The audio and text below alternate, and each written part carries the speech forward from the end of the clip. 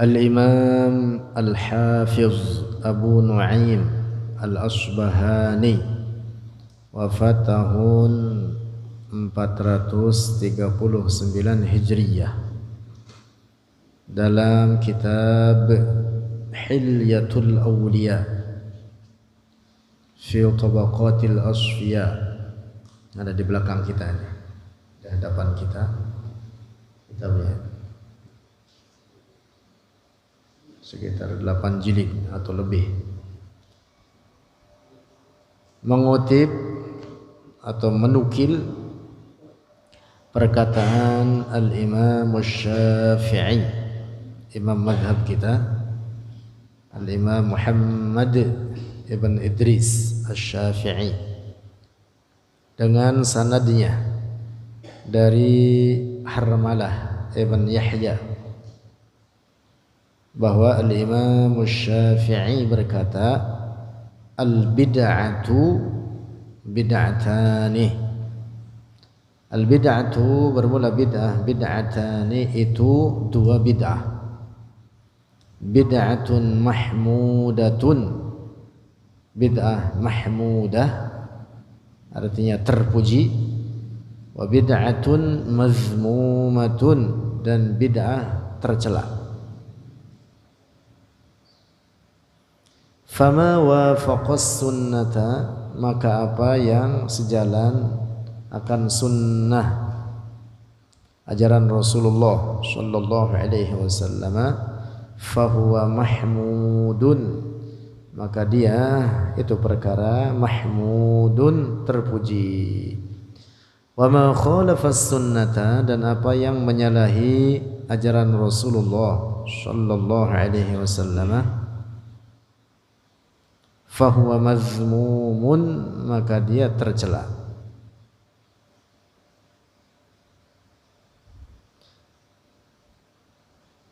Wahtajja, dan telah mengambil dalil oleh Al-Imam Syafi'i biqauli Umar bin Al-Khattab, dengan perkataan Umar bin Al-Khattab fi qiyam Ramadan, tentang qiyam Ramadan, ni'matil bid'atu hiya,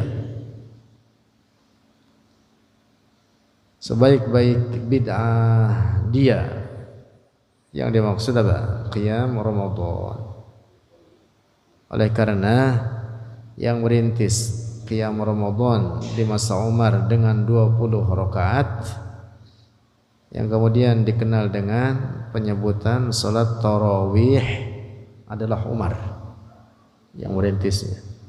Nah, jadi Al-Imam Syafi'i membagi bid'ah kepada dua bagian, dan untuk itu beliau mengambil dalil dengan hadis Umar ibn Khattab yang mengatakan bahwa salat tarawih adalah bid'ah yang baik, ni'matil bid'ah. Nah, ini dikutip oleh Al-Imam Al-Hafiz Abu Nu'aim, perkataan Al-Imam Syafi'i tersebut dalam kitab Hilyatul Awliya. Itu artinya bahwa beliau menyetujui apa yang telah ditetapkan oleh Al-Imam Syafi'i. Sekaligus kutipan ini juga memberikan pemahaman bahwa rangkaian sanad dari Imam Syafi'i terus ke bawah yang dikutip atau diriwayatkan oleh Al-Imam Harmalah ibn Yahya, kemudian turun ke bawah sampai kepada Al-Imam Al-Hafiz Abu Nu'aim, mereka semua menyepakati pembagian bid'ah kepada dua bagian ini. Dan lebih dari cukup bagi kita bahwa itu telah dinyatakan oleh imam madhab, Al-Imam Syafi'i, yang merupakan imam madhab kita. Inilah pemahaman dan pendapat yang benar, dan tidak ada pendapat yang menyalahi ini kecuali mestilah dia adalah pendapat sesat. Jadi fahami bahwa para ulama kita, dari sekian banyak para ulama, bahkan imam mujtahid sekelas al-Imam Syafi'i, juga bahkan nanti akan kita kutip para imam mujtahid lainnya mengatakan bid'ah terbagi kepada dua bagian.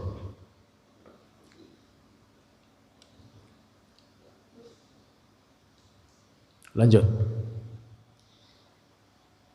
Al-Imam Al-Ghazali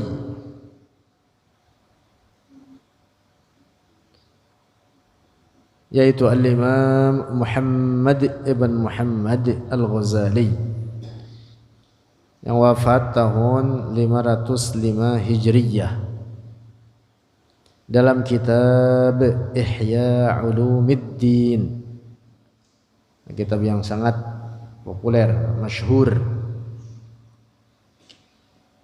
menuliskan sebagai berikut. Nah, ini tulisan Al-Imam Al-Ghazali binassihi, dengan teksnya. Kita kutip. Beliau mencatatkan wa ma yuqalu, dan apa yang dikatakan innahu, bahwasanya dia perkara ubdi'a, dirintis atau diadakan ba'da Rasulullah, setelah Rasulullah sallallahu alaihi wasallam, yang dimaksud setelah wafatnya. Falaisa kullu ma ubdi'a manhiyan, maka tidaklah setiap apa yang dirintis itu terlarang. Catat ini Al-Imam Al-Ghazali mengatakan falaisa kullu ma ubdi'a manhiyan, tidaklah setiap apa yang baharu itu atau yang dirintis itu tercela atau dicegah. Balil manhiyu, tetapi yang dicegah atau yang dilarang adalah bid'ah atau sesuatu yang baru, tudaddu sunnatan sabitatan, yang menyalahi ajaran yang sahih. Sabitatan ay sahihatan. Wa tarfa'u amran minasyar'i, dan mengangkat perkara daripada syara', artinya menghilangkannya, menyalahi atau menghilangkannya, ma'a baqa'i illatihi, bersama tetap illatnya atau sebabnya itu perkara.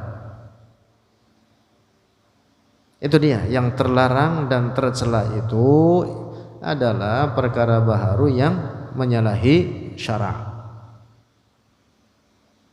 bertabrakan, menyalahi dengan syariat yang sahih datang dari Rasulullah sallallahu alaihi wasallam.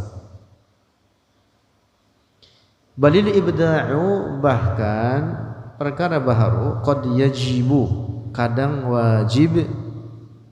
Qad, kata qad itu kalau masuk kepada fi'il mudhari' lit taqlil, untuk menunjukkan sedikit atau untuk menunjukkan terkadang. Bal, bahkan qad yajibu, terkadang wajib itu perkara baharu, fi ba'dil ahwali, dalam sebagian keadaan-keadaan, idza taghayyaratil asbabu, apabila telah berubah sebab-sebabnya. Intaha, selesai perkataan Al-Imamul Ghazali rahimahullah. Nah, jadi Al-Imam Al-Ghazali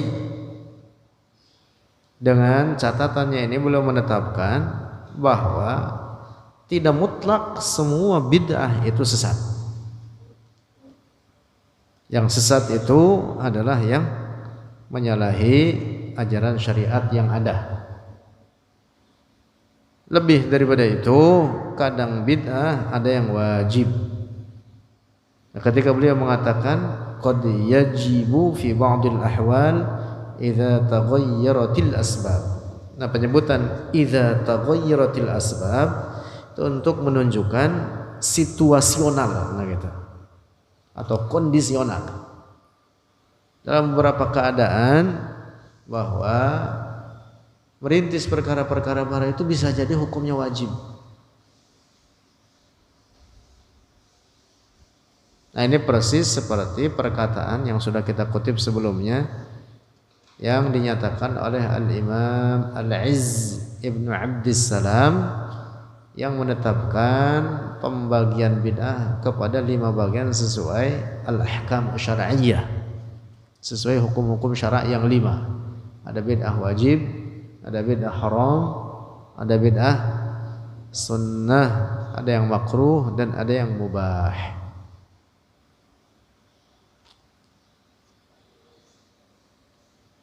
Nah, perkataan Imam Al-Ghazali ini cukup bagi kita untuk kita jadikan landasan, karena beliau adalah hujjatul Islam. Hujjatul Islam itu gelar untuk menunjukkan ketinggian derajat keilmuan beliau.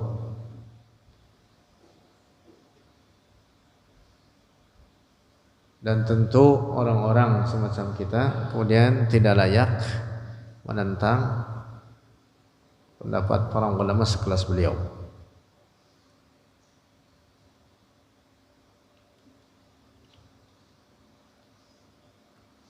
Lanjut. Al-Imam Al-Izz Ibnu Abdissalam wafat tahun 660 Hijriyah. Dalam kitab Qawaid Al-Ahkam menuliskan al-bid'atu munqasimatun, bermula bid'ah munqasimatun itu terbahagi ila wajibatin, kepada wajib, wa muharramatin dan yang diharamkan, wa mandubatin dan yang dianjurkan atau disunnahkan, wa makruhatin dan yang dimakruhkan, wa mubahatin dan dimubah dan mubah, bid'ah mubahah.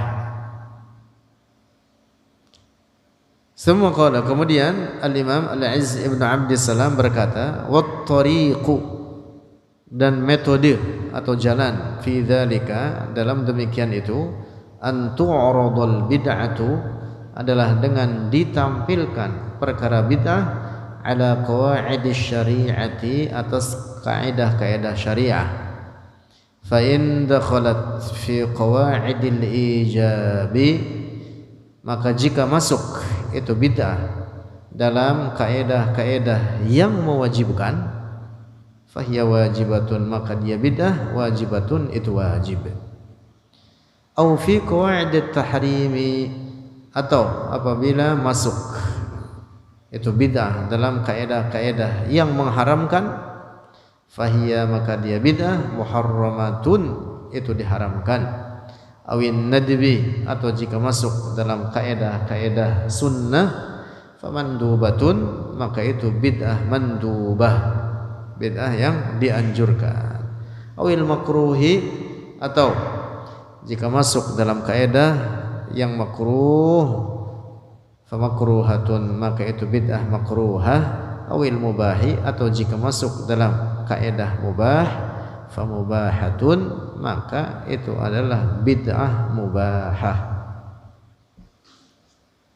Al-Imam Al-Izz Ibnu Abdissalam dalam ulama besar terkemuka, bahkan beliau digelari dengan Sultanul Ulama. Penyebutan gelar seperti ini untuk menunjukkan bahwa derajat beliau itu sangat tinggi. Makna sultan itu apa? Secara harfiah artinya raja. Kita sering mendengar Syekh Abdul Qadir disebut dengan Sultanul Aulia, rajanya para wali. As-Salatin, para raja, orang-orang terdahulu banyak masyhur. Jadi sultan secara harfiah maknanya begitu, raja. Al-Izz Ibnu Abdissalam digelari dengan apa? Sultanul Ulama, rajanya para ulama. Ulama terkemuka. Al-Imam Al-Izz Ibnu Abdissalam rahimahullah. Nah, beliau menetapkan bahwa bid'ah terbagi kepada 5 bagian tersebut seperti yang beliau kutip dalam kitab Qawaid Al-Ahkam. Lanjut. Al-Imam Al-Hafiz Ahmad ibn Hajar Al-Asqalani rahimahullah yang wafat tahun 852 Hijriyah. Jadi beliau hidup sudah berapa abad yang lalu ya? Sudah ratusan tahun lampau.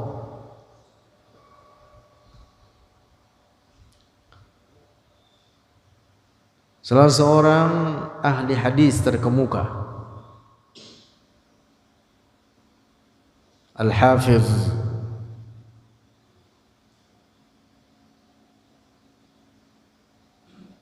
penyebutan kata Al-Hafiz gelar ini untuk menunjukkan bahwa beliau seorang yang sangat-sangat tinggi derajatnya dalam hadis. Al-Hafiz itu untuk menunjukkan bahwa seorang yang sangat tinggi, hafal sekian puluh ribu, sekian ratus ribu hadis. Terus Sahih Bukhari, Sahih Muslim dan Kutubus Sittah yang lainnya sedikit itu. Orang yang hafal Sahih Bukhari, Sahih Muslim, maksudnya sedikit, ya hadisnya banyak, maksudnya sedikit. Orang yang hafal Al-Kutubus Sittah belum dikatakan hafiz, belum. Hafiz itu jauh lebih daripada itu. Orang hafal Sahih Al-Bukhari misalkan 5 jilid, ada yang 4 jilid, ada yang 5 jilid. Lalu Sahih Muslim hafal hadis dengan sanad-sanadnya. Lalu Sunan At-Tirmidzi, Sunan Ibn Majah, Sunan Abi Daud dan Sunan An-Nasa'i. Ini kitab induk hadis yang 6 yang disebut dengan apa? Al-Kutubus Sittah. Umpama hafal itu semua sanadnya dengan hadis-hadisnya, orang belum dikatakan hafiz. Belum. Dalam hadis itu hafiz itu jauh lebih daripada itu. Bahkan tidak hanya hafal hadis dan matannya. Seorang hafiz itu jauh lebih daripada itu, hafal namanya wafayatur rijal. Wafayatur rijal itu wafat para perawi hadis. Setiap hadis ada perawinya, fulan kenal dengan sanad atau silsilatur rijal. Seorang hafid itu faham siapa orang ini, biografinya. Si perawi ini namanya si fulan, biografinya hafal. Lalu kemudian mengambil riwayat dari siapa, gurunya siapa, gurunya, tarikh wafatnya, hari kelahiran, tahun kelahirannya, tahun wafatnya, biografinya hafal. Gurunya ke atas juga hafal, gurunya hafal. Itu baru satu hadis. Dan hafidz hadis itu hafal sekian puluh ribu hadis dengan sanad-sanadnya dan dengan wafayatur rijal, bahkan lebih daripada itu.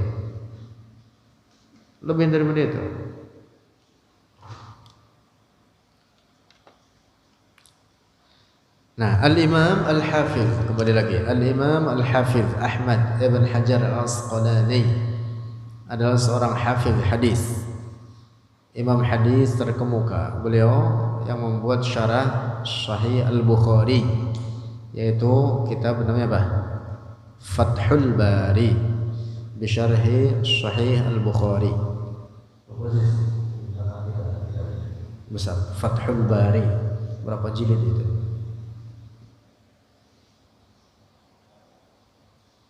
Puluhan.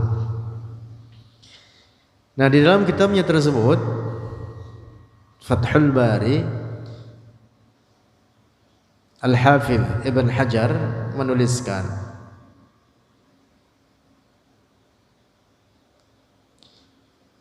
al-bid'atu asluha ma uhditha ala ghairi mithalin sabiqin. Al-bid'atu, bermula bid'ah, asluha, asalnya itu bid'ah, ma uhditha, adalah sesuatu, uhditha, yang dirintis, ala ghairi mithalin sabiqin, atas tanpa contoh terdahulu. Artinya perkara baharu yang tidak pernah ada contoh sebelumnya. Itu pengertian bid'ah.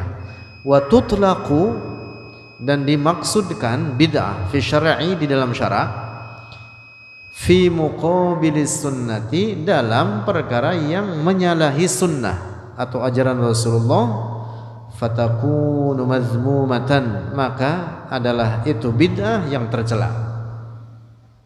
Yaitu apa? Yang muqabilus sunnah, yang menyalahi sunnah Rasulullah atau berlawanan dengan sunnah atau ajaran Rasulullah sallallahu alaihi wasallam. Wat tahqiqu, dan tahqiqnya, artinya secara rincinya atau secara hakikatnya, in kanat, jika ada itu bid'ah, mimma, dari sesuatu, tandariju, yang masuk, tahta mustahsanin, di bawah perkara yang baik, fi syar'i, di dalam syara', fahiya hasanatun, maka dia adalah bid'ah hasanah. Cukup ini perkataan Imam Ibn Hajar Al-Asqalani. Orang-orang Wahabi ngotot mengatakan semua bid'ah sesat, tapi begitu mereka sering mengutip perkataan atau dari karya-karya Al-Imam Al-Hafidh Ibn Hajar Al-Asqalani. Sodorkan ini kepada mereka. Mereka mengakui keilmuan dan ketinggian derajat Al-Imam Ibn Hajar Al-Asqalani. Sodorkan ini kepada mereka. Kalau masih keras kepala juga, tinggalin udah. Berarti engkau tidak bersama para ulama. Berarti engkau dalam cara beragamamu adalah seenak hawa nafsumu atau seenak perutmu.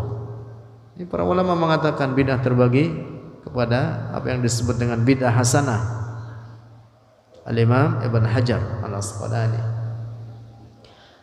Lanjut. Wa in kanat, dan jika ada itu bid'ah, mimma tandariju, dari sesuatu yang masuk, tahta mustaqbahin fi syar'i, di bawah perkara yang buruk dalam syara', fahiya mustaqbahatun, maka dia adalah bid'ah yang buruk. Wa illa, dan jika tidak masuk dalam perkara mustahsan, juga tidak masuk dalam perkara mustaqbah, fahiya min qismil mubahi, maka dia berarti dari bagian perkara mubah. Kalau tidak masuk dalam perkara mustahsan, tidak masuk dalam perkara mustaqbah, maka berarti dia perkara apa? Mubah. Perkara mubah. Misalkan pada makanan yang ada sekarang, dulu ada enggak? Enggak ada. Beda enggak? Beda secara bahasa. Masuknya apa? Ya mubah aja. Mubah aja. Orang biasa makan, misalkan orang biasa makan nasi, lalu kemudian dia ganti pakai apa? Pakai singkong, pakai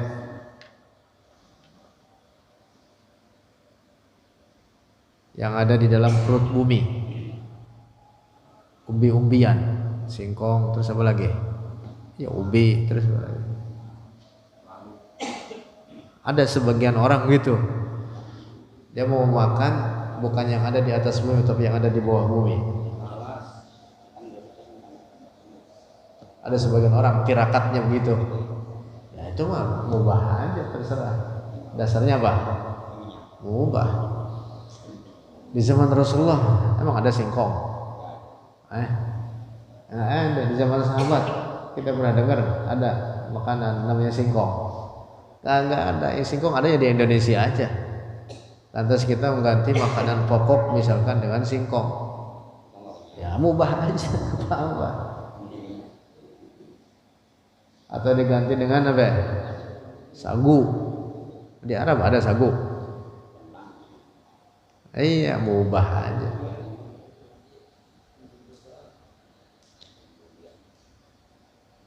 Nah, jadi Al-Imam Al-Hafidh Ibn Hajar Al-Asqalani mengatakan ada bid'ah yang masuk dalam kaidah atau perkara mustahsan fi syara', sesuatu yang dinilai baik secara syara'.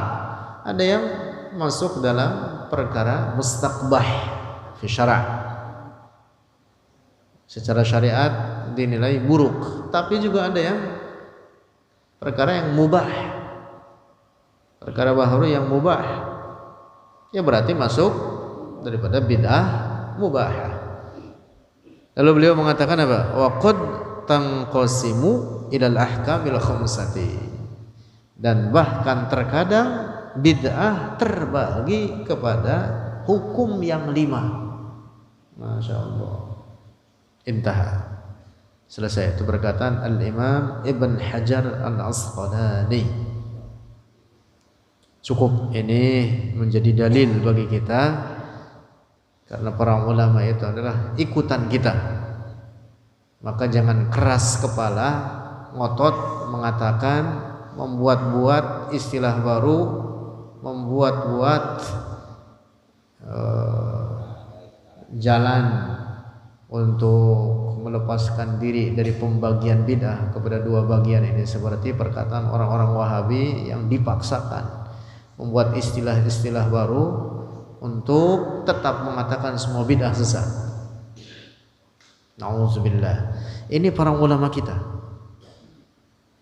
yang disepakati keilmuannya oleh kita dan bahkan oleh mereka, yang disepakati keilmuannya oleh orang yang mengakui bid'ah kepada dua bagian, termasuk diakui oleh mereka yang anti bid'ah hasanah. Ini imam terkemuka, Imam Syafi'i imam terkemuka, Imam Al-Izz Ibn Abdissalam imam terkemuka, Al-Imam Al-Ghazali, Al-Imam Al-Hafidh Ibn Hajar Al-Asqalani, ulama terkemuka. Mereka mengakui itu. Nah, lantas kalau mereka kemudian tetap ngotot mengatakan semua bid'ah sesat, ya sudah, maka berarti mereka tidak mau ikut para ulama. Al-ulama fi wadin wa haula'i fi wadin akhar. Kita berada bersama para ulama satu tempat, mereka tempat lain.